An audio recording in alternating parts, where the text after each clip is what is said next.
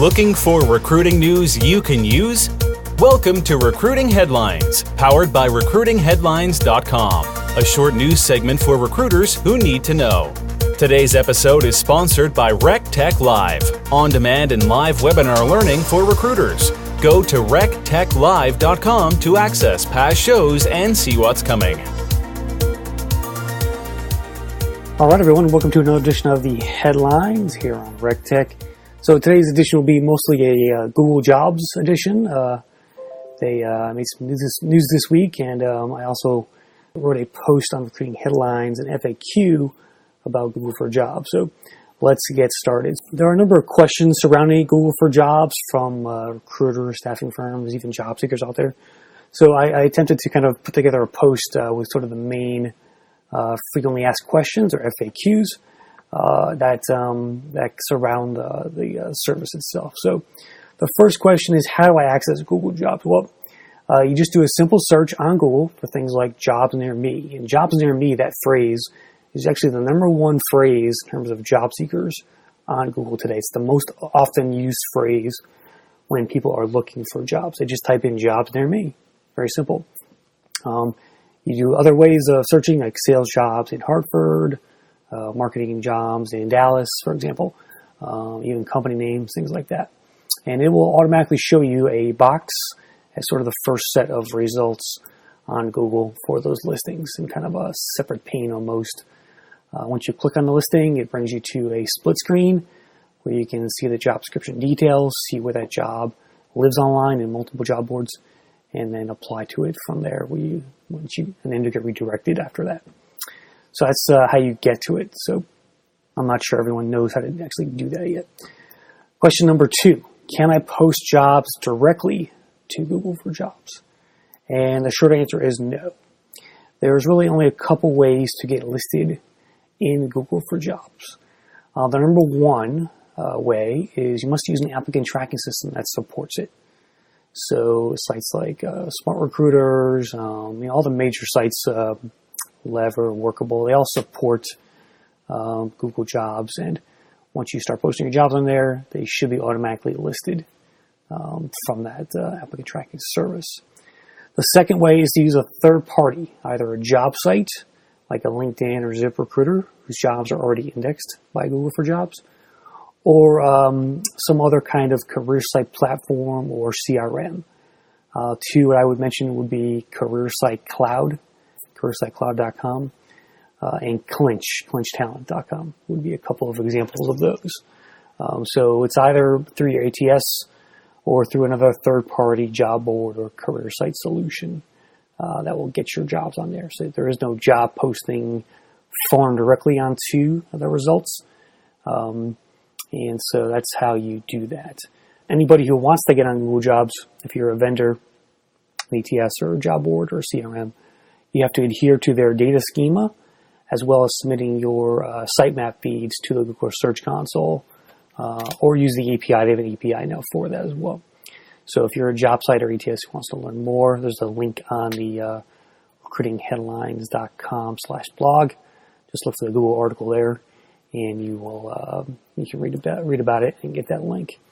Question number 3, can I optimize jobs for Google Jobs? Well, yes and no. So there are a few things you can do to ensure that your jobs are fully optimized. When I say fully optimized, I mean things like including specific data points that Google loves to have.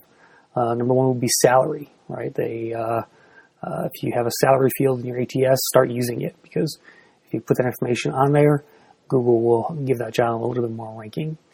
The street address of the job listing is important. Google wants that because it helps them to determine the commuting time for a potential job seeker, because they usually know what the location of that job searcher is by virtue of their Google account or browser, and so they want that address to help determine the commuting time overall. Number 3 thing I would say just is descriptive job titles. So don't use acronyms in your job titles. Use full words, no shortcuts, no acronyms, and just be very descriptive about that job itself. You might say, if it's a software engineer, you might say software engineer for a startup, or software engineer for e-commerce software, just to give a little more context around that. So that day is becoming more prized by Google. So salary, street address, descriptive titles, and that will help them to that will help you to rank those jobs a little bit better overall. But there is no kind of SEO for Google Jobs at this point.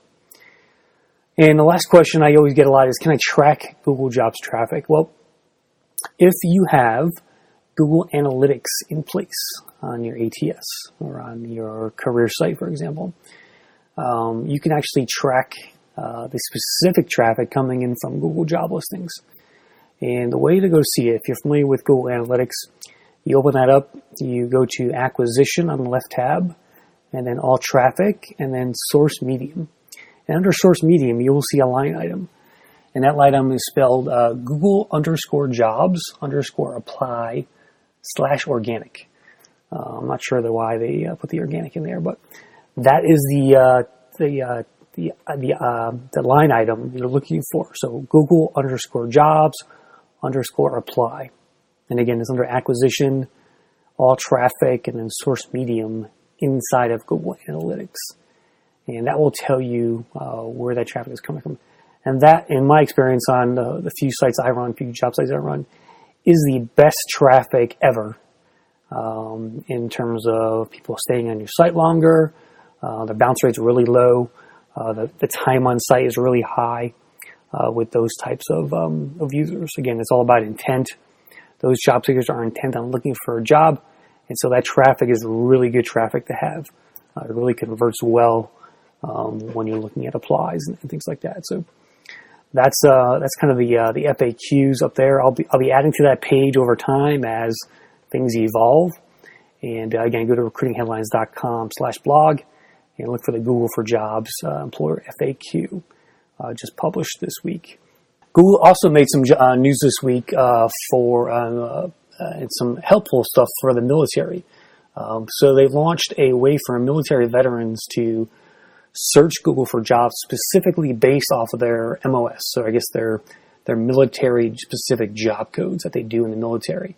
And that code is then actually matched to specific job listings in Google Jobs that have similar requirements, for example. So starting today, service members can search for jobs for veterans on Google and then enter their specific military job codes, such as MOS, AF, SC, NEC, for example, to see relevant civilian jobs that require similar skills to those used in their military roles. They're making this capability available to any employer or job board to use on their own property through their cloud talent solution. So if your job board or ATS actually is powered, the search engine is powered by cloud talent solution, you can take advantage of this. So that's another reason to use their search engine for jobs, essentially, their API for that. As of today, service members can enter their military job codes on any career site using Talent Solution, including things like FedEx Careers, Encompass Health Careers, Siemens Careers, Career Builder, and GettingHired.com. So if you go to any of those sites, you can try it out. And it's a pretty cool thing they're doing for veterans there. So that's it for the Google News. I just want to mention a couple other things before we leave the show today. Number one, HR Tech's coming up in a few weeks, so I'll see you there. Look for me on the show floor, Chris@RecTechMedia.com if you want to appear on the RecTech podcast, whether you're a vendor or a recruiter. I'd love to talk to you and get your thoughts on the show and just kind of spend a few minutes talking about recruiting and attracting talent online. And number three, on September 6th, I'll be restarting my RecTech Live webinar series, and we'll be kicking off the month of September with our new service at RecTech Media, which is Rejobify. It's a new way to reject those candidates you can't hire, and I'm looking forward to showing you what that is and how it works and how it helps to kind of complete your candidate experience overall from job seekers that come to your site and apply. So go to rectechlive.com to sign up for that. And there's a few more shows in the pipeline as well. Hospitality and retail recruiting tips with Start Monday, which is ATS specific to that industry. That'll be on September 20th. And on September 27th, we'll be talking with the guys over at Engage, engagetalent.com on the science of sourcing. So stay tuned for that one as well. All right, that's going to do it for this edition of the Headlines. I'm Chris Russell. I'll see you next time. That's it for now. Be sure to sign up for our daily newsletter that delivers all the day's top stories every afternoon direct to your inbox. Subscribe at recruitingheadlines.com.